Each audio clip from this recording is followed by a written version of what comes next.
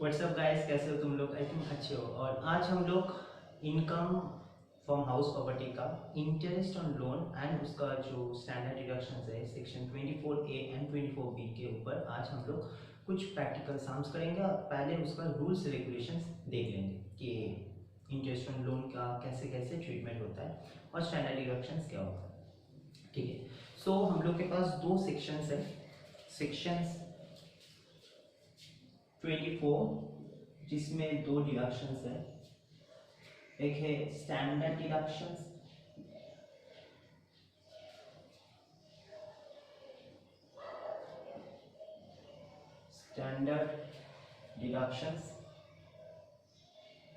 और एक है इंटरेस्ट ऑन लोन। इसका सेक्शन से अंडर सेक्शन 24A एंड इसका सेक्शन से अंडर सेक्शन 24B। इसमें जो बोल रहा है ये बोल रहा है कि फॉर एग्जांपल हाउस प्रॉपर्टी में हम लोग का मेंटेनेंस, रिपेयरिंग और भी बहुत सारा जो टैक्स रेवेन्यू और भी बहुत सारा चीज खर्चा होता है। तो पूरा खर्चा जितना भी तुम कर लो वो तो ठीक है, वो तो तुमको करना ही है, ठीक है। मगर टैक्स अथॉरिटी ये बोला है कि तुम्हारा खर्चा तुम्हारे पास ही रखो, हम लोग जो तुम्हारा नेट एनुअल वैल्यू होगा उसके ऊपर 30% फ्लैट तुमको खर्चा माफ कर देंगे। फॉर एग्जांपल मान लो कि रिपेयर्स 10,000 खर्चा हुआ,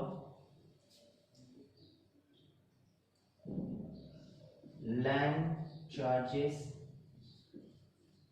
और 5,000 खर्चा हुआ एंड अदर्स मेंटेनेंस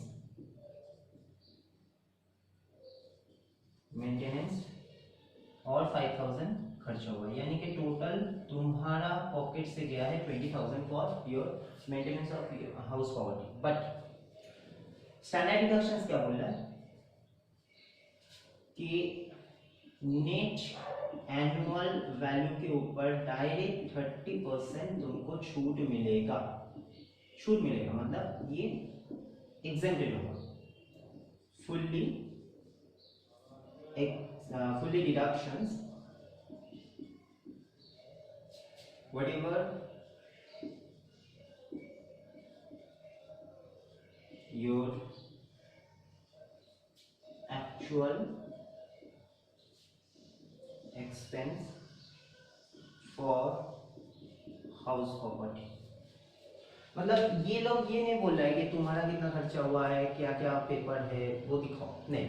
ये बोल रहा है ठीक है तुम तुम्हारा खर्चा करो, बट मेरा जो खर्चा है वो हम उतना ही छूट देंगे जो तुम्हारा नेट एनुअल वैल्यू आ रहा है उसका 30%। फॉर एग्जांपल जैसे कि यहाँ पर 20,000 खर्चा हुआ और मान लो कि नेट एनुअल वैल्यू है 1 लाख, तो उसका 30% तुमको डायरेक्ट छूट मिलेगा, यानी कि 30,000। अब तुमने खर्चा कितना किया 20,000 और तुमको छूट कितना मिल रहा है 30,000, मतलब तुमको 10,000 का बेनिफिट एक्स्ट्रा मिल जा रहा है। क्योंकि वो वेरिफिकेशंस करने नहीं आएगा, टैक्स अथॉरिटी वेरिफिकेशंस करने नहीं आएगा कि तुम्हारा एक्चुअल एक्सपेंडिचर क्या क्या हुआ है उसका पेपर दिखाओ, वो जानता है कि 30% देना पड़ेगा। ये भी हो सकता है कि मान लो कि 1 लाख तुम्हारा नेट एनुअल वैल्यू नहीं है,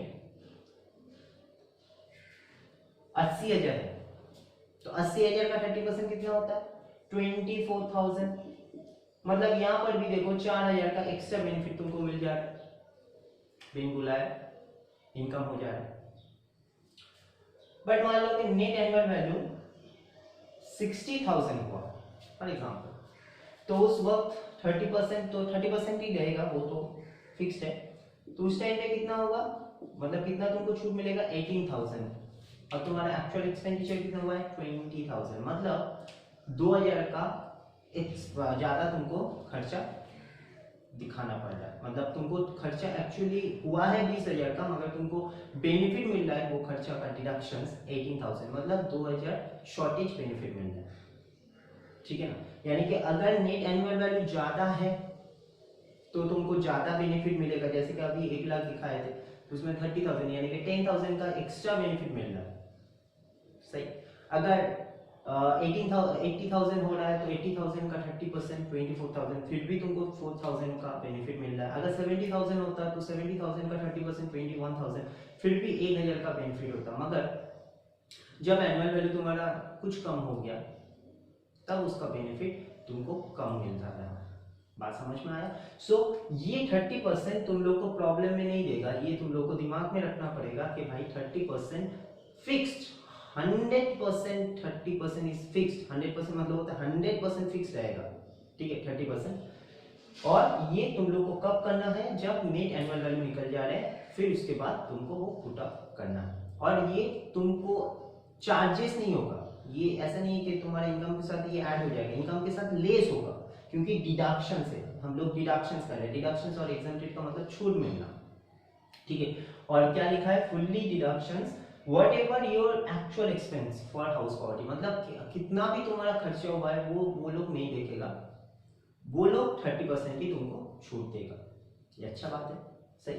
तो ये एक छोटा सा टॉपिक था, मगर मेन जो टॉपिक है वो है 24B, ठीक है।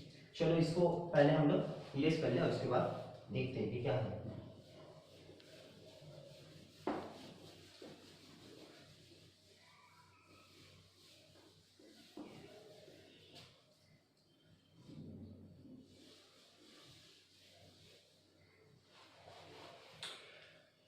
बी यानी कि इंटरेस्ट ऑन लोन के बारे में बोल रहा है अंडर सेक्शन 24B। सबसे पहले हम लोग लोन लेंगे क्यों? देखो, कोई भी घर बनाने के लिए हमेशा अपना पैसा सफिशिएंट रहेगा ऐसा बात नहीं है। फॉर एग्जांपल तुम अपना हाउस प्रॉपर्टी बना रहे हो, वो हो सकता है लेटिंग हाउस, वो हो सकता है सेल्फ ऑक्युपाइड हाउस, बट तुम्हारे पास जितना पैसा है, फॉर एग्जांपल तुम घर बनाओगे जैसे सोच रहे हो, उसके हिसाब से तुम्हारे पास उतना सफिशिएंट मनी नहीं है। तुम घर बनाओगे 12 लाख का 10 लाख का बजट है, और मान लो कि तुम्हारे पास बैंक में 6 लाख है, तो तुम मैक्स टू मैक्स 4 लाख या 5 लाख तक स्पेंड करोगे, क्योंकि पूरा पूरी तो बैंक से हटा नहीं दोगे। और बाकी जो 6 लाख का शॉर्टेज पड़ रहा है वो कहाँ से जुगाड़ करोगे? वो तुमको लोन लेना पड़ेगा। ओके, अब बात ये है कि ये लोन लेंगे क्यों? पहला तो बात बोल दी है कि हमको कंस्ट्रक्शन करना है। दूसरा क्वेश्चन अराइज हो रहा है कि लोन किससे लेंगे कि मुझको बेनिफिट मिलेगा, और लोन किस किस पर्पस के लिए लेंगे, और लोन का इंटरेस्ट क्या हमको एक्चुअली देना पड़ेगा कि नहीं देना पड़ेगा। अगर देंगे तो क्या बेनिफिट होगा, अगर नहीं देंगे तो क्या बेनिफिट होगा। सही, तो चलो हम लोग इस पॉइंट को देख लें। पहले पॉइंट देखो, इंटरेस्ट ऑन लोन हम लोग जो लेंगे वो purpose is for constructions, renovations, purchase and repairs. यानी कि ये चार केस के लिए, ये चार पर्पस के लिए हम लोग हाउस प्रॉपर्टी के लिए लोन ले सकते हैं। दूसरा केस कि ये इंटरेस्ट हमको देना है कि नहीं, तो इंटरेस्ट ऑन लोन हम लोग जानते हैं फाइनल अकाउंट से कि interest on loan is a accrual basis. Accrual का मतलब होता है कि जिस साल में जितना इंटरेस्ट प्रोवाइड होता है, जितना तुमको देना पड़ता है, कि जितना तुमको इंटरेस्ट चार्ज हो रहा है 100% उतना ही तुमको देना पड़ेगा। और अगर 100% तुम नहीं भी दिए, मान लो कि तुम्हारा लैंडलॉर्ड जो लैंडर है जो तुमको लोन दिया, उसको तुमने इंटरेस्ट 10,000 देना था और तुम उसको दे नहीं पाए for any reason, financial default आ गया, तो इस साल इस महीना तुम इंटरेस्ट नहीं दे पाए, फिर भी तुमको इंटरेस्ट ऑन लोन का अंडर सेक्शन 24B में छूट मिलेगा as per the income tax act. यानी कि इनकम टैक्स एक्ट ये बोल रहा है कि तुम पेड करो कि ना करो, फिर भी तुमको जितना इंटरेस्ट हो रहा है, तुम्हारा साल में जो हाउस प्रॉपर्टी के लिए लोन लिए और उस लोन के ऊपर जितना इंटरेस्ट हो रहा है 100% तुमको 24B में छूट मिलेगा। ओके, और लोन किससे ले सकते हैं? Loan taken from anybody. तो ये 3 पॉइंट हम लोग को याद रखना पड़ेगा। Loan taken from anybody, loan taken for purposes of purchase, renovations, repairs and constructions, and loan also interest on loan also are accrual basis. Accrual basis मतलब बोल दी। ओके, चौथा जो पॉइंट होता है वो बहुत ज्यादा वाइटल है। पहला तो 3 क्लियर हो गया, चौथा जो बात है वो ये है कि इंटरेस्ट ऑन लोन जो हम लोग कभी भी लोन लेते हैं, फॉर एग्जांपल लोन हमने लिया 1 अप्रैल 2016 से, ठीक है, लोन लिया, बट हम लोग कंस्ट्रक्शन स्टार्ट किए 1 अगस्त 2016 से, क्योंकि लोन का प्रेशर था, लोन का झमेला था, और ऑब्वियस का बात है जिस दिन लोन सैंक्शन हो गया, ऐसा तो बात नहीं है कि लोन उस नेक्स्ट दिन से हम लोग घर बनाना स्टार्ट कर देंगे, थोड़ा सा टाइम भी लगेगा, क्योंकि उससे पहले तो एक अलग से प्रेशर था कि हमको लोन कितना मिलेगा या नहीं मिलेगा। अब लोन सैंक्शन हो गया तो उसके बाद ही हम लोग कंस्ट्रक्शन के लिए स्टार्ट कर सकते। तो स्टार्ट हुआ, ये लोन टेकन है, लोन टेकन, ये हुआ कंस्ट्रक्शन स्टार्ट, सही। तो क्या ये लोन टेकन के डेट से ही तुमको इंटरेस्ट चार्ज होना स्टार्ट हो जाएगा? और क्या तुमको 1 मई यानी कि अप्रैल में तुमने लिया तो मई से ही क्या तुमको इंटरेस्ट देना स्टार्ट हो जाएगा?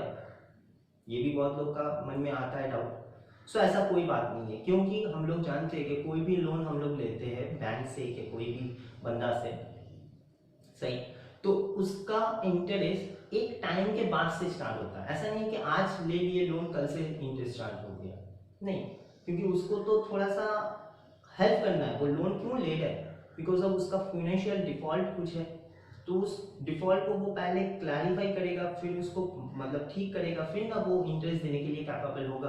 अदरवाइज आज लोन लिए कल से इंटरेस्ट देना स्टार्ट कर देंगे, उसका तो सिचुएशन वैसे ही रह जाएगा, उसका और भी खराब हो जाएगा, वो और भी दूसरा पार्टी से लोन लेना स्टार्ट कर देगा, क्योंकि उसको इंटरेस्ट देना है नेक्स्ट दिन से। ऐसा होता नहीं है जेन्युइन, सही। सो लोन अगर वो लेता है 1 अप्रैल को, तो ऐसा कोई बात नहीं है कि 1 मई से ही उसको इंटरेस्ट देना पड़ेगा, तो सर तब से देगा। तो देखो यहाँ पर एक 2 पॉइंट है। पहला पॉइंट है कि हम लोग लोन को 2 पार्ट में डिवाइडेड करते हैं, एक होता है प्री कंस्ट्रक्शन, एक होता है पोस्ट कंस्ट्रक्शन। प्री मतलब होता है कि कंस्ट्रक्शन होने से जो हम लोग चल रहा है, एंड पोस्ट कंस्ट्रक्शन मतलब क्या, कंस्ट्रक्शन कंप्लीट हो गया, अब तुमको आहिस्ता आहिस्ता लोन चुकाना है, लोन का इंटरेस्ट एंड ऑल्सो ईएमआई तुमको चुकाना है, सही। तो क्या बोल रहा है देखो, pre construction period will be start, loan taken and construction will start with whichever is later, यानी कि ये डेट और ये डेट, जैसे कि ये डेट में लोन लिए थे, ये डेट से कंस्ट्रक्शन स्टार्ट किए, बनाना स्टार्ट किए घर। सो ये 2 डेट में से कौन सा डेट बाद में आ रहा है भाई? अगस्त, क्योंकि अप्रैल के बाद अगस्त आता है, और साल भी एक ही है, सही है ना, साल भी एक ही है। तो अगर साल एक है तो ऑब्वियस है कि ये मेरा डेट बाद में आया है, तो ये डेट से 1 अगस्त 2016 से हम लोग का पीरियड स्टार्ट हो गया। कौन सा पीरियड? पीरियड स्टार्ट हो गया, प्री कंस्ट्रक्शन पीरियड स्टार्ट हो गया। बात समझ में आया? ओके। नाउ अब ये एंड कब होगा? तो देखो पोस्ट एक्विजिशन पीरियड कब हो रहा है?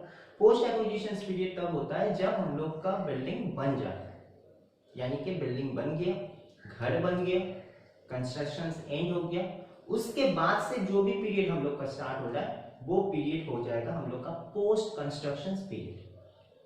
यानी कि लोन लिए 1 अप्रैल को, लोन का पीरियड है मान लो कि 5 साल, 5 साल के अंदर तुमको चुकाना है, और घर बन गया, घर तो स्टार्ट हुआ था तुम्हारा 1 अगस्त से, घर बन गया है 31 मई 2017 फॉर एग्जाम्पल। ऑलमोस्ट 5 इस साइड में 3 8 कुछ 10 महीना कुछ लग गया, 10 महीना के अंदर तुम्हारा घर बन गया, ठीक है।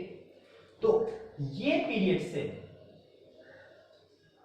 31 मई 2017 से हम लोग का ये 5 साल जो लोन टेकिंग किए उसका जो पीरियड 5 साल तक चलेगा, वो पीरियड को हम लोग बोलेंगे post construction period. And P period क्या हुआ? जहां से हम लोग लोन लिए और कंस्ट्रक्शन स्टार्ट किए, विच एवर इज लेटर, जो डेट बाद में आ रहा है वो डेट से एंड पीरियड था, यानी कि एक्चुअली 1 अगस्त से 31 मई तक जो पीरियड हुआ वो हुआ प्री पीरियड। एंड 1 जून भी बोल सकते हो क्योंकि 31 मई हो गया मतलब 1 जून, तो 1 जून से continuously until unless you not पे योर लोन, तब तक तुम्हारा वो पीरियड चलेगा पोस्ट कंस्ट्रक्शन पीरियड। बात समझ में आया? तो ये बात था प्री एंड पोस्ट में, ठीक है। शायद तुम लोग का अभी भी कंफ्यूजन है, तो उसका कंफ्यूजन हम सामने दूर कर दे रहे हैं। चलो, मान लो कि मेरे पास 4 घर हैं, ठीक है, 4 हाउस है, house 1, house 2, house 3 and house 4। Loan taken 1 April 2015,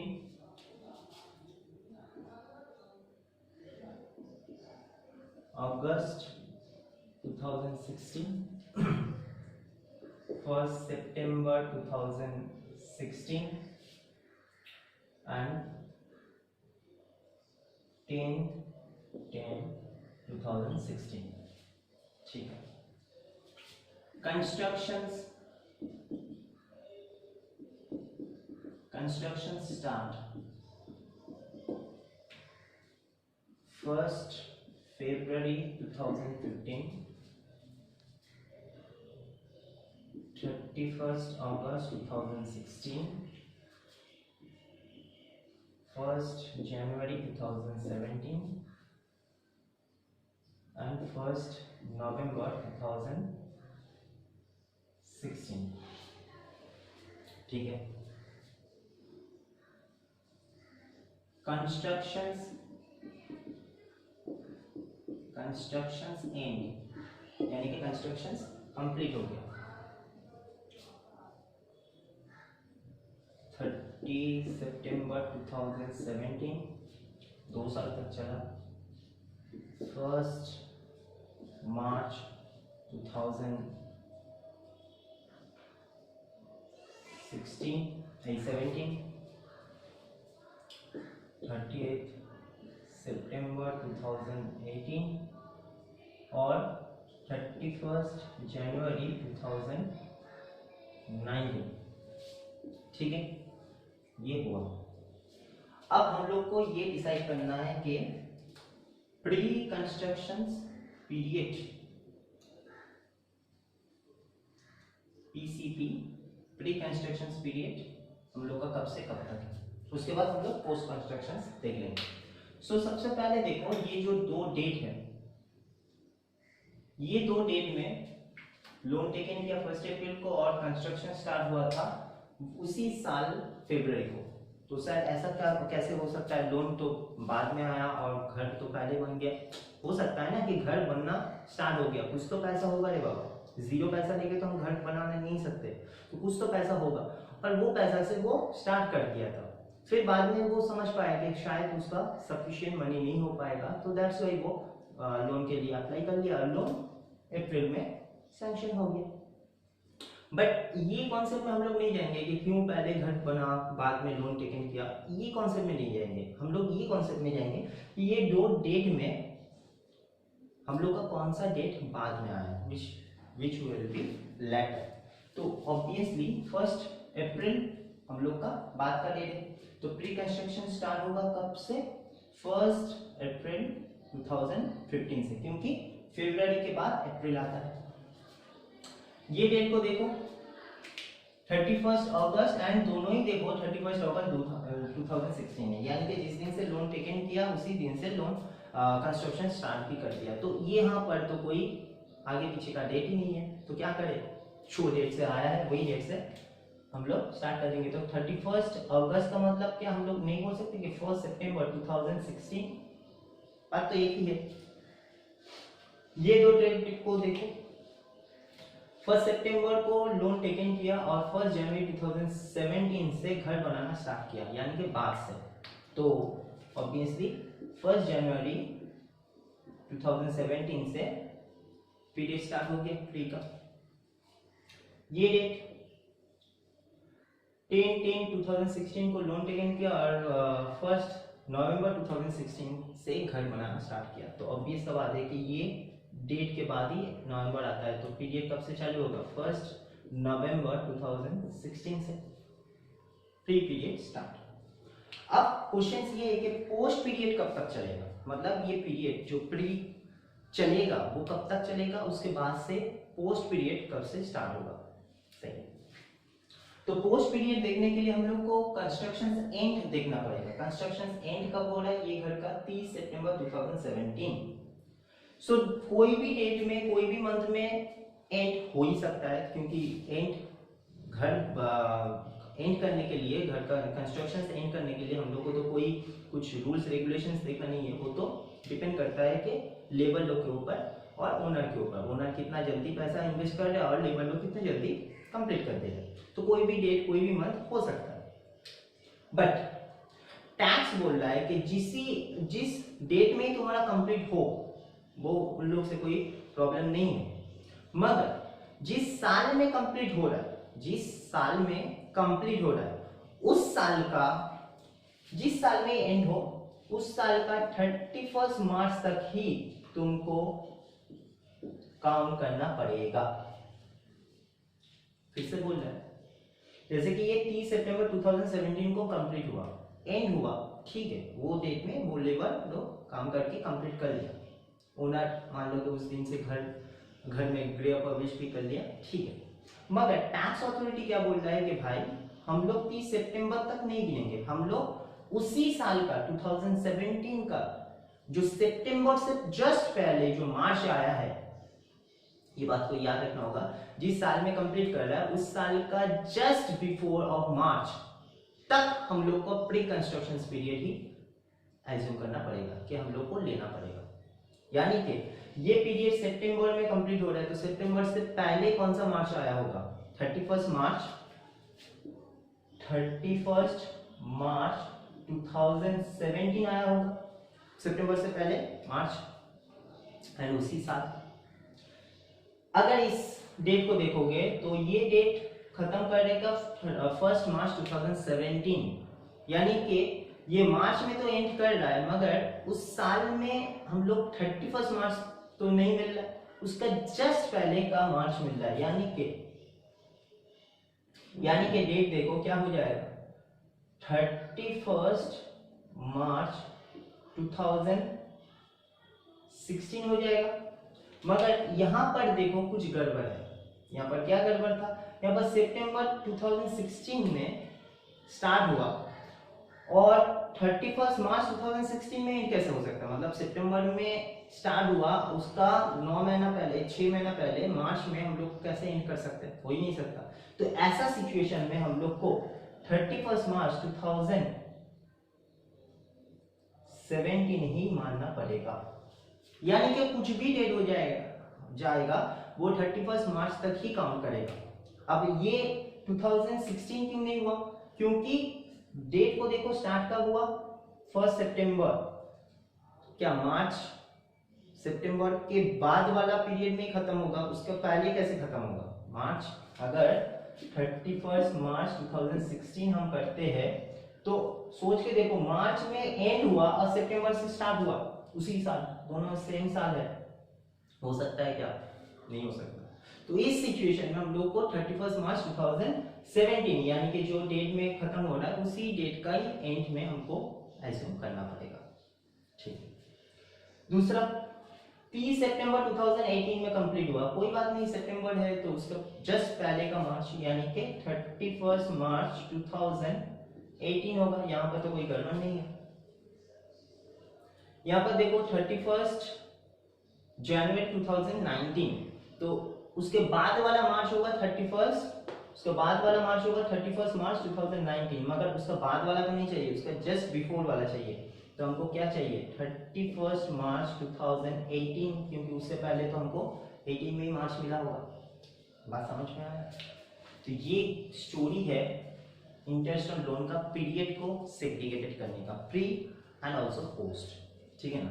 तो थोड़ा सा कंफ्यूजन है फिर से हम बोलते हैं, loan taken and construction start, दो डेट में विच एवर इज लैटर, यानी कि जो दो डेट है उसका दोनों को कंपेयर करो और देखो कि कौन सा डेट बाद में आया है, वो डेट से काउंट करना स्टार्ट करो प्री कंस्ट्रक्शन पीरियड। ओके, अब पोस्ट कंस्ट्रक्शन पीरियड कब से स्टार्ट होगा, कि उल्टा से बोल सकते हैं कि प्री कंस्ट्रक्शन पीरियड कब से एंड होगा, वो पीरियड होगा हम लोग का कंस्ट्रक्शन एंड का पीरियड।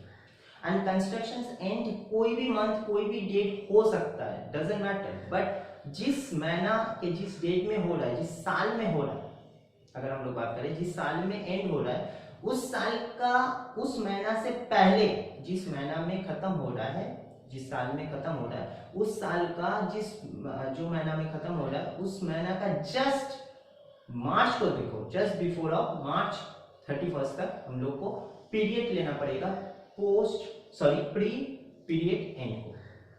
एंड ऑफ कोर्स सभी देखो 31 मार्च में है, तो हम लोग का पोस्ट पीरियड कब से चालू होगा, पोस्ट पीरियड चालू होगा 1 अप्रैल 2017, यहाँ पर होगा 1 अप्रैल 2017, यहाँ पर होगा 1 अप्रैल 2018, क्योंकि मार्च में कंप्लीट हो रहा है, यहाँ पर होगा 1 अप्रैल 2018, क्योंकि नेक्स्ट दिन से पोस्ट पीरियड चालू हो जाएगा, प्री पीरियड का तो कंप्लीट हो गया बात। आई बात समझ में? सो यही बात था इंटरेस्ट ऑन लोन का कॉन्सेप्ट। अब इसके ऊपर हम लोग सम्स बनाएंगे और फिर देख लेंगे कि कैसे क्या होता है, मगर उससे पहले एक बात और भी है।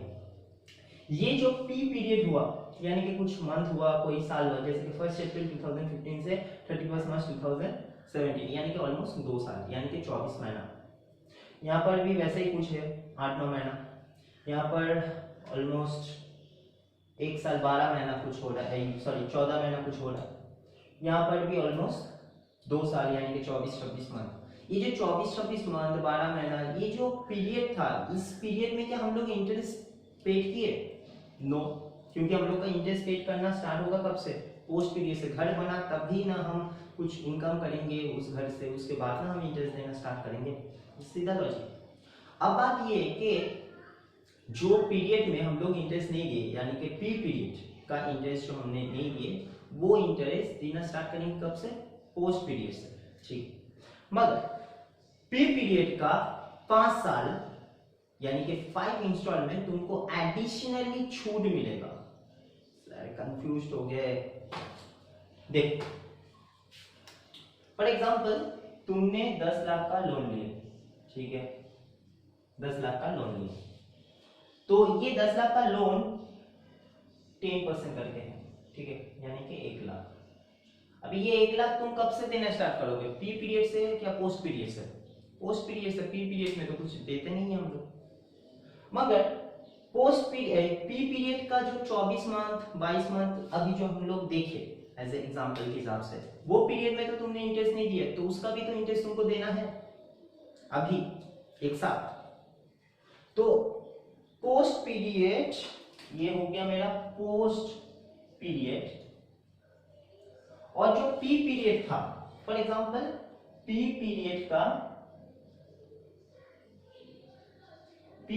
का वही 10 लाख ही होगा, क्योंकि तुमने तो अभी तक लोन रीपेमेंट करना स्टार्ट नहीं किया, तो 10 लाख का 10% इनटू, अब मान लो कि जैसे कि ये केस में कितना महीना हो रहा है? 12 महीना, सॉरी 24, 2 साल हो रहा है ना, देख लो 2 साल हो रहा है, तो 2 साल मतलब कितना? 24 मंथ, तो 24 मंथ का इंटरेस्ट अभी तक तुमने पेमेंट नहीं किया, तो डिवाइडेड 12, तो कितना होता है? 10 लाख का 10% हो गया 1 लाख, 1 लाख का हो गया 2, मतलब 2 लाख। तो 2 लाख इंटरेस्ट तुमने वो 24 मंथ में नहीं दिए, अब तुमको वो 2 लाख इंटरेस्ट चुकाना है विद द 1 लाख, सही? तो ये जो 2 लाख है तुमको एक साथ नहीं देना है, ये 2 लाख तुमको 5 साल तक इंस्टॉलमेंट वाइज देना है, यानी कि 1/5, इसका फिर 1/5 कर लो, जो 2 लाख आया था उसका फिर 1/5 कर लो, 2 लाख का 1/5 होता है 40,000, तो ये 40,000 तुमको, यानी कि 1,40,000 तुमको इंटरेस्ट ऑन लोन देना है। 1 लाख दे रहे थे, फिर 40,000 यानी कि 2 लाख का जो तुमने पेंडिंग रखे थे उसका इंटरेस्ट तुमको अभी देना है। अब बात ये है कि तुमने इंटरेस्ट ऑन लोन तो दे दिए 1,40,000, तो टैक्स अथॉरिटी कितना छूट देगा, 1 लाख देगा कि 1,40,000 देगा? बॉस टैक्स अथॉरिटी ये रूल्स को अप्लाई किया है, तो ऑब्वियसली इंटरेस्ट ऑन लोन पूरा पूरी तुमको अंडर सेक्शन 24B में 1,40,000 का ही छूट देगा, नो प्रॉब्लम। सर अगर 2 साल के बाद, ये तो 5 साल तक चलेगा, हम एग्जाम्पल में दिए बोले थे कि 5 साल तक है मान लो, तो ये 5 साल तक के अंदर, 5 साल के अंदर हमने 2 लाख रिपेमेंट कर दिए, 2 लाख रिपेमेंट कर दिए, सही है। तो ये 2 लाख रिपेमेंट कर दिए तो कब किए हम लोग का, जैसे कि पीरियड चालू हुआ था 17 से, तो कब तक ये 5 साल का बेनिफिट मिलेगा? 1/4/2017 से 18, 18 से 19, 19 से 20, 20 से 21 एंड 21 से 22, 1 2 3 4 5 साल का ये बेनिफिट मिलेगा, ये वाला बेनिफिट, ठीक है। अब मान लो कि तुमने 1920 में 2 लाख रुपए रीपेमेंट कर दिए लोन का, रीपेमेंट कर दिए लोन का, तो तुमको अभी लोन के ऊपर कितना इंटरेस्ट देना है? 8 लाख, क्योंकि 2 लाख तो तुमने रीपेमेंट कर दिए, तो 8 लाख का 10% 80,000, 80,000 और प्लस प्री कंस्ट्रक्शन पीरियड का 2 लाख जो हुआ था, वो 2 लाख में तो कोई चेंजेस नहीं होगा, 2 लाख इंटू 1/5 यानी कि कितना? 40,000, तो तुमको फिर से बेनिफिट मिल जाएगा 1,20,000 का, यानी कि तुम दे रहे हो 80,000 इंटरेस्ट और तुमको एक्स्ट्रा बेनिफिट मिल जा रहा है 40,000 का, तो अच्छी बात है ना। तो सर ये अगर मान लीजिए कि हम पूरा 5 साल के अंदर लोन रीपेमेंट नहीं कर पाए, हम बैंक से कुछ एक्सटेंशन मांग लें कि मुझको थोड़ा सा और भी 2 साल बढ़ा दीजिए, ठीक है, मान लो कि बैंक मान भी लिया, ठीक है, तो क्या 21-22 में तो ये 2 लाख का पीरियड खत्म हो जा रहा है, तो 22, 23 और 23-24 ये 2 साल भी क्या ये 40,000 का बेनिफिट मिलेगा? भाई कहां से मिलेगा, 5 साल तो कंप्लीट कर लिए तुमने, अब तुमको बैंक छूट दे रहा है और भी 2 साल तुम बढ़ा लो, ठीक, अच्छा कस्टमर हो तुम बैंक का, इसलिए तुमको और भी 2 साल बढ़ा दे रहा है तुम्हारा लोन का पीरियड। बट टैक्स अथॉरिटी तो उस रूल्स को नहीं मान सकता, टैक्स अथॉरिटी बोलेगा भाई तुमको तो 5 साल का एक्स्ट्रा बेनिफिट दे रहे हैं, 5 साल का तुम टैक्स एंजॉय एक्स्ट्रा कर लो, टैक्स छूट दे रहे तुमको, क्योंकि ये सब माइनस होगा तुम्हारे इनकम से, सो और भी तुम 2 साल मांग रहे हो क्योंकि तुमको वहां से 2 साल मिला है, हम लोग नहीं दे सकते हैं, क्योंकि हम लोग का रूल्स में ये नहीं आता है। तो टैक्स अथॉरिटी तो 5 साल के लिए ही रुकेगा, 5 साल के बाद अगर तुमको तुम्हारा लोन इंटरेस्ट चल रहा है तो वो नॉर्मल, मान लो कि ये जो 80,000 है ये खाली तुम दे पाओगे और 40,000 का बेनिफिट एक्स्ट्रा नहीं मिलेगा, समझ में आया। सो बहुत सारा रूल्स है इंटरेस्ट ऑन लोन में, देखने में बहुत छोटा सा बात है, बहुत सारा रूल्स है। और एक लास्ट रूल्स देख ले उसके बाद में हम लोग समझ करेंगे, वो ये है कि इंटरेस्ट ऑन लोन का जो मैक्सिमम अमाउंट है वो कितना हम लोग दे सकते हैं, क्या 1 करोड़ 2 करोड़ 3 करोड़ हमको टैक्स बेनिफिट मिलेगा? देख लो, बात ये है कि इंटरेस्ट ऑन लोन हम लोग जो लोन लेते हैं वो 2 घर के लिए ले सकते हैं, 2 घर सिचुएशन के लिए, एक होता है लेटिंग हाउस, एक होता है सेल्फ ऑक्यूपाइड। अगर लेटिंग हाउस के लिए ले रहे यानी कि घर बना रहे इसलिए ही क्योंकि हम उसको भाड़े पे देंगे, तो उसका इंटरेस्ट ऑन लोन में कोई तकलीफ नहीं है, कोई लिमिटेशंस नहीं है, नो लिमिटेशंस, यानी कि तुम मान लो कि 400 करोड़ लोन लिए घर बनाने के लिए फॉर एग्जांपल लेटिंग हाउस के लिए, और तुम उसके ऊपर 40 करोड़ इंटरेस्ट देते हो, तो तुमको 40 करोड़ ही 24B में छूट मिलेगा इंटरेस्ट ऑन लोन, 100% मिलेगा, नो लिमिटेशंस, कोई लिमिट नहीं है, मगर कौन सा घर के लिए? लेटिंग हाउस के लिए। और देखो सेल्फ ऑक्यूपाइड हाउस के लिए क्या रूल्स है, सेल्फ ऑक्यूपाइड हाउस के लिए यानी कि जिस घर में हम लोग अपने में रहेंगे, यानी कि जिसमें हम लोग लेटिंग नहीं करते, जैसे कि हम लोग अपना घर पे रहते हैं, तो सेल्फ ऑक्यूपाइड के लिए रूल्स है 3। पहला, अगर तुम्हारा घर को सेल्फ ऑक्यूपाइड के लिए यूज करना चाहते हो, तो अगर तुमने लोन लिए 1 अप्रैल 1990 से पहले, 1919 से पहले, तो उस लोन के ऊपर तुमको मैक्सिमम लिमिट ऑफ इंटरेस्ट 30,000 ही छूट मिलेगा, उससे ज्यादा नहीं। हो सकता है कि तुम उससे ज्यादा दे रहे हो सकता है, मगर 30,000 ही अंडर सेक्शन 24B में as a interest on loan will be deducted from the your house property. सही है। अगर तुमने 1 अप्रैल 1999 के बाद लोन टेकन किए, सही है, किसके लिए? परचेस के लिए और कंस्ट्रक्शंस के लिए, तो तुमको 2 लाख तक छूट मिलेगा। हो सकता है कि तुम 1.5 लाख दे दो, मगर 2 लाख तक मैक्सिमम छूट मिलेगा। 1.5 लाख दे दो तो 1.5 लाख ही छूट मिलेगा, 1,80,000 दे रहे हो तो 1,80,000 छूट मिलेगा, 2,10,000 दे दो तो तुमको 2 लाख का बेनिफिट मिलेगा। ओनली 10,000 का बेनिफिट एक्स्ट्रा नहीं मिलेगा। तो सर वो 10,000 को क्या करना है? कुछ नहीं करना, एज इट इज टैक्स, जैसे 2 लाख तुमको लेस दिखाना है वैसे ही दिखाना, और ऑटोमेटिकली एक्स्ट्रा 10,000 के ऊपर टैक्स लेविट हो ही जाएगा। ठीक है। और तीसरा रूल्स क्या है कि 1 अप्रैल 1990 के बाद अगर हम लोग रिपेयर्स और रेनोवेशंस के लिए, परचेज और कंस्ट्रक्शंस के लिए नहीं, रिपेयर्स एंड रेनोवेशंस के लिए अगर हम लोग लोन टेकन करते हैं तो उसका भी लिमिट 30,000 अभी तक है। अभी तक 2020 तक भी वो 30,000 ही है, उसको बढ़ाया नहीं गया। ठीक है। तो 3 रूल्स हुआ। ऑटोमेटिकली तुम लोग का 1 अप्रैल 1990 से पहले का जो रूल्स है वो अभी तक नहीं चलेगा, क्योंकि ऑलमोस्ट 10-12 साल हो गया, तो कोई भी लोन 10-12 साल तक तो नहीं चल सकता, वो तो ऑमिटेड हो गया। सही है। मगर 10-12 साल बोल रहा है, 10-12 साल के ज़्यादा हो गया ना 1990, हाँ 20 साल के, 20 साल ऑलमोस्ट हो गए। सो यहाँ पर ये जो साइड में जो 2 रूल्स है 1 अप्रैल 1990 के बाद और 1 अप्रैल 1990 के बाद, ये 2 रूल्स को याद रखना कि घर अगर बना रहे हो के परचेस कर रहे हो, यानी कि डायरेक्ट फ्लैट परचेस कर रहे हो, उसके लिए भी लोन लिए तब भी तुमको interest on loan maximum 2 lakh तक ही छूट मिलेगा as a self occupied house. और अगर रेनोवेशंस और रिपेयर्स के लिए तुम कर रहे हो तो उसके लिए तुमको छूट मिलेगा 30,000। दैट्स सही। ठीक है। चलो इसके ऊपर हम लोग कुछ सम्स बना लें, उसके बाद छुट्टी। ओके, सो स्टार्ट करते हैं। क्वेश्चन नंबर 10, और ये 2004 में आया था। देखो क्या बोल रहा है। Mister A Shah started up constructions of his residential house, मतलब सेल्फ ऑक्युपाइड के लिए बोल रहा है, 1 अप्रैल 2015 में, by taking a loan 12 lakh at that 10% as a interest, and constructions complete 30 June 2017। तो यहाँ पर देखो लोन टेकन का अलग से कोई डेट नहीं दिया है, तो construction date and loan taken date same ही होगा, क्योंकि अलग से कुछ बात नहीं बोला। मगर कंप्लीट कब हो रहा है ये डेट दे दिया, 30 जून 2017 को कंप्लीट हुआ। फिर भी हम लोग को क्या डेट लेना पड़ेगा? 31 मार्च 2017, क्योंकि कोई भी मंथ में कंप्लीट हो सकता है, कोई भी डेट में हो सकता है, कोई भी ईयर में हो सकता है, मगर जिस ईयर में हो रहा है उस ईयर का मार्च तक हम लोग को काम करना पड़ेगा प्री कंस्ट्रक्शन पीरियड का। Okay.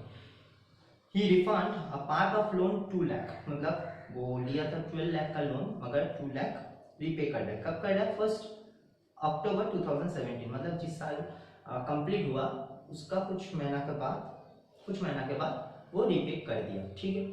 तो उसका लोन कुछ बड़े कम हो गया होगा। Compute the amount of interest on loan admissible for the deductions and compute the income from house property for the assessment year 1920 है, ये एक्चुअली हो जाएगा 20, असेसमेंट ईयर हो जाएगा 2021। ठीक है। तो डेट को हम लोग पहले लिख लें, क्योंकि डेट यहाँ पर बहुत ज़्यादा इंपॉर्टेंट है।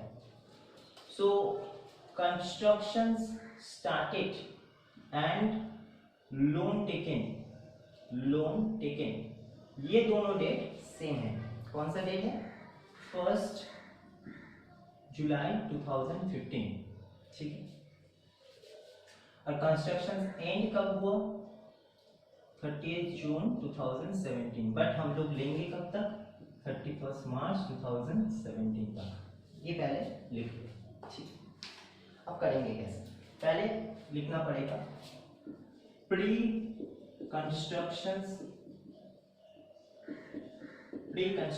पीरियड, कब से कब तक? 1 सितंबर 2015 से 31 मार्च 2017 तक। तो कितना महीना का पीरियड हुआ? कितना मंथ का? 16 से 17 हो गया तुम्हारा 12 महीना, और जुलाई से दिसंबर हो गया 6, 12 6 18 और 3 21, 21 मंथ का हो गया। सही है ना? 1 जुलाई 15 से 31 मार्च 2016 तक हो गया कितना, जुलाई से मार्च हो गया 9 मंथ का, और 16-17 पूरा होगा क्योंकि मार्च तक ही अकाउंट, तो ये 12, तो ये हो गया 21 मंथ। ठीक है, ऐसे साइड में भी कर सकते हो तुम लोग। 21 मंथ का कैलकुलेशंस होगा। ये 21 मंथ का इंटरेस्ट हमको देना नहीं पड़ा, हमको चार्ज करना पड़ेगा। सही है, ठीक है। अब इसका इंटरेस्ट ऑन लोन कंप्यूट करना है। इंटरेस्ट ऑन लोन कितना वो छूट मिलेगा अंडर सेक्शन 24B में, वो कंप्यूट करना पड़ेगा। सो हम लोग का प्री कंस्ट्रक्शन पीरियड कब से चालू होगा, मार्च में एंड हो रहा है, तो पोस्ट पीरियड चालू होगा 1 अप्रैल 2017 से, और 5 साल का जो प्री कंस्ट्रक्शन पीरियड का बेनिफिट मिलेगा वो कब तक मिलेगा, 17-18, 18-19, 19-20, 20-21 एंड 21-22, 5 साल मिलेगा। मगर 22 से 23 से और नहीं मिलेगा, 21 to 22 तक ही मिलेगा, 22-23 से मिलना बंद हो जाएगा। Extra benefit for pre construction period. ठीक है, और हम लोग का अभी प्रीवियस ईयर क्या है, 1920। सो हम लोग अभी यहाँ पर बिलोंग कर रहे हैं, यानी कि अभी और भी हमको इस साल को लेके 3 साल का एक्स्ट्रा बेनिफिट मिलेगा। ठीक है, तो कैसे करेंगे देखो, पोस्ट पीरियड इंटरेस्ट। अब बात यहाँ पर एक और भी है, 12 लाख का लोन लिए थे, बट लोन रीपेमेंट कर दिए कब, लोन रीपेमेंट कर दिए 1 अक्टूबर 2017, यानी कि 1 अप्रैल से अक्टूबर तक मुझको 12 लाख का लोन था, मगर अक्टूबर के बाद से वो थोड़ा सा कम हो गया। सो 12 लाख यहाँ पर डेट दे दे रहे 1 अप्रैल 2017 टू 30 सितंबर 2017 तक कितना परसेंटेज था, 10%, इनटू कितना महीना हुआ, 6 मंथ का, तो 6/12। ठीक है, कितना होता है, सो 12 लाख 10% इंटू 6/12 मतलब हो गया 7,000, 60,000 6 महीने का इंटरेस्ट। और आफ्टर रिपेमेंट मेरे पास कितना बचा, 12 लाख था, 2 लाख हमने रिपेमेंट कर दिए। ये कब घटना हुआ, 1 अक्टूबर 2017 से 31 मार्च 2017, और उसके बाद से 10 लाख ही हो गया, इनटू 10% इनटू 6/12 ऑल्सो, उसका कितना होगा, 10 लाख का 10% 1 लाख, 1 लाख का 50,000। सो तुमको पोस्ट पीरियड में 1,10,000 का इंटरेस्ट देना है, मगर तुमने जो 21 मंथ का इंटरेस्ट पेंडिंग रखे उसका भी तो इंटरेस्ट तुमको देना है, और वो इंटरेस्ट भी तुमको 5 साल तक छूट देगा। तो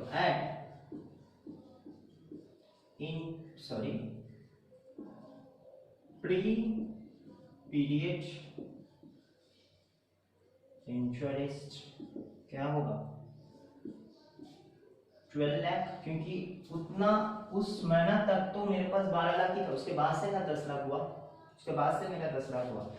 1 अप्रैल जो हम लोग काउंट किए थे ये डेट, उतना तक तो मेरे पास 12 लाख ही था, तो 12 लाख इनटू 10% इनटू कितना मंथ का पेंडिंग था, 21 मंथ का, 21/12, एंड जो भी होगा उसके ऊपर फिर 1/5 मतलब 5 साल तक छूट मिलेगा इक्वल। ठीक है, तो देख लो कितना होता है, इनटू 21 डिवाइडेड 12, 2,10,000 हो रहा है, तो 2,10,000 हमको 5 साल तक छूट मिलेगा, तो 5 से डिवाइडेड कर दो, यानी कि 42,000 एक्स्ट्रा, 1,52,000 तुमको देना है। बट यहाँ पर एक बात है कि ये घर मेरा सेल्फ ऑक्युपाइड हाउस के लिए था, और ये कंस्ट्रक्शन पीरियड के लिए था, तो कंस्ट्रक्शन पीरियड के लिए therefore A Shah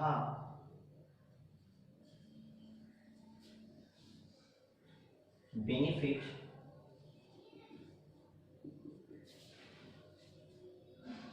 as interest on loan under section 24B is rupees 1,52,000, क्योंकि कंस्ट्रक्शंस के लिए मैक्सिमम लिमिट क्या था 2 लाख और ये इंटरेस्ट कितना दे रहा है मैक्सिमम 1,52,000। सो ऑब्वियसली 2 लाख से 1,52,000 कम होता है तो उसको 1,52,000 का ही छूट मिलेगा अपना इनकम फ्रॉम हाउस प्रॉपर्टी से। सो ये तुमको नोट्स देना पड़ेगा, ठीक है। ओके, सो इसके ऊपर और एग्जाम्स हो जाए उसके बाद छुट्टी। चलो ओके, सो नेक्स्ट क्वेश्चन पढ़ ले। मिस्टर विश्वास constructions house in Kolkata for, अच्छा कोलकाता दिल्ली चेन्नई मुंबई का यहाँ पर कोई तकलीफ नहीं है। जो municipal gross municipal value net municipal value हम लोग किए थे उसका कोई यहाँ पर प्रॉब्लम नहीं है। फॉर ओन रेसिडेंट मतलब ये भी घर सेल्फ ऑक्युपाइड के लिए है। The constructions of the house started 1 July 2015, start हुआ 1 जुलाई 2015 से। इट वाज कंप्लीटेड 31 अक्टूबर 2018, मतलब 3 साल ऑलमोस्ट लग गया। For these purposes, he took a loan 20 lakh at the rate of 10% on 1st July 2015. देखो कंस्ट्रक्शन स्टार्ट भी हुआ है 1st July 2015 and and loan taken भी हुआ है उसी डेट में, तो नो प्रॉब्लम, दोनों डेट सेम है। मिस्टर विश्वास repaid the 8 lakh on his loan as a principal 1st April 2018, ठीक है। और क्या बोला, determine the amount of admissible interest on loan under section 24B assessment year 2020-21 होगा, प्रीवियस ईयर होगा एक्चुअली 1920। तो सबसे पहले हम लोग डेट को लिख लें, क्या क्या डेट मिला हमको।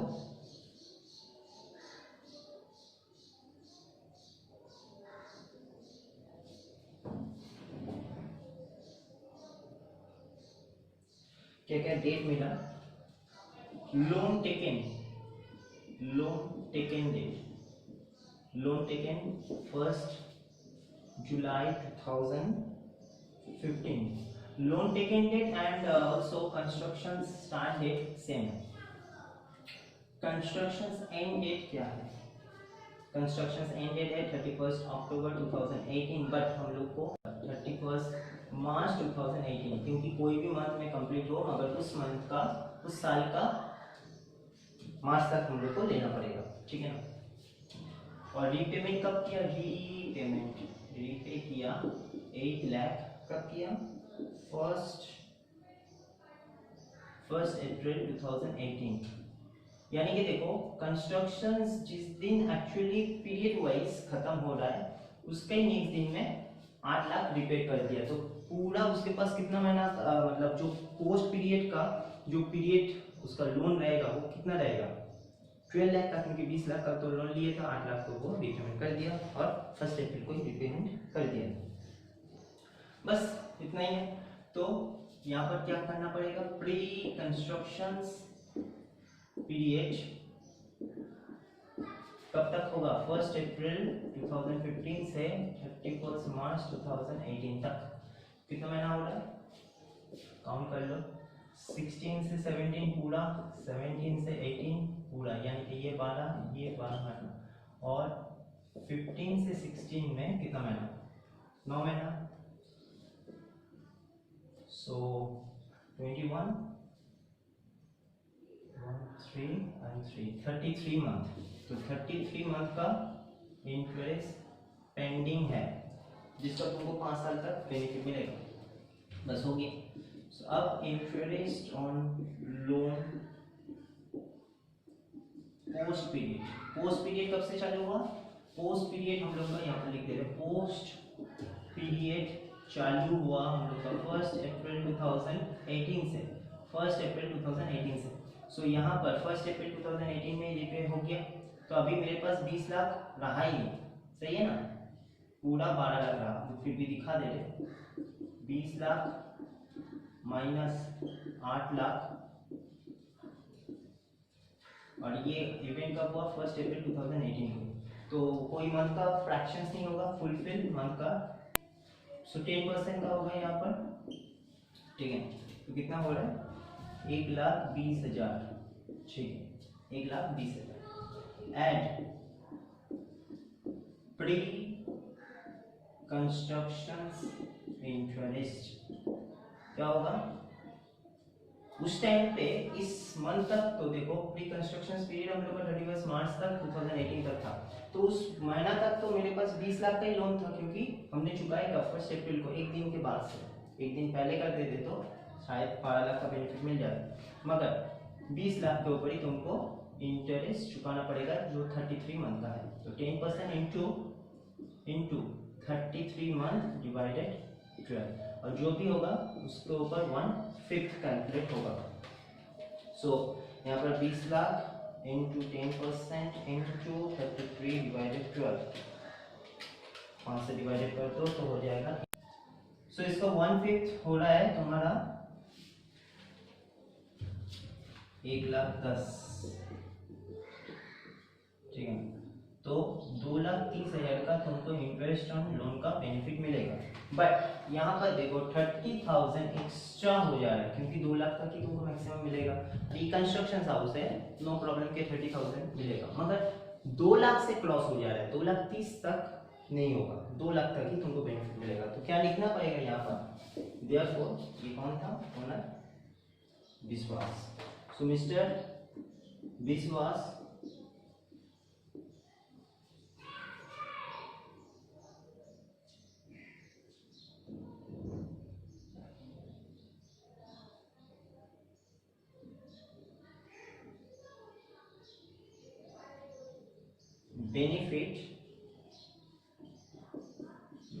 benefit as interest on loan under section 24B maximum rupees 2 lakh as per IT Act। बस इतना ही लिखना है। तो अगर कुछ ज्यादा हो जा रहा है तो तुम लोग को लिख देना पड़ेगा कि मैक्सिमम लिमिट भाई इतना है, तो उसको उतना ही छूट मिलेगा। बट ये घर अगर लेटिंग हाउस होता तो भाई 2,30,000 क्यों 200 करोड़ 30 लाख भी तुमको छूट मिल सकता था, नो लिमिटेशन। ठीक है, चलो नेक्स्ट दिन जो भी हम लोग स्टार्ट करेंगे वो बड़ा क्वेश्चन से स्टार्ट करेंगे, क्योंकि मेरा छोटा छोटा क्वेश्चन जितना भी था कंप्लीट हो चुका है। ठीक है, चलो बाय।